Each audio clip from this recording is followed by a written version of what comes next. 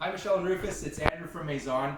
We're going to talk a little bit about emergency situations, and there really is only two main things that you could do in the case of an emergency.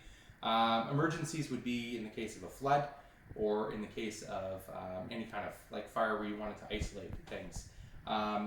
The main valve that you would need to turn off if you did have water coming out of one of the appliances or leaking somewhere is just the main city shut off, and you can see that it's labeled here, and that simply is just going to rotate that valve 90 degrees, and that goes into the closed position, and then normally of course that stays in the open position.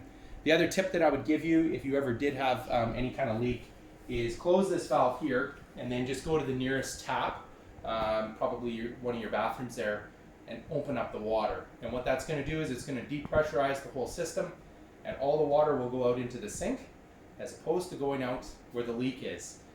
It'll save you probably about 40 or 50 gallons of just residual water that's in the system. So I think that'll be quite helpful.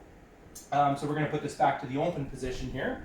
And then the other thing I wanted to just point out, this is fairly rare that you would need to use this, but this is just the emergency off switch for the furnace.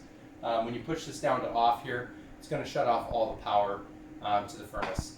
Typically a homeowner doesn't need to use this, but if there was ever a reason to isolate, this is where you would come down and you would do it.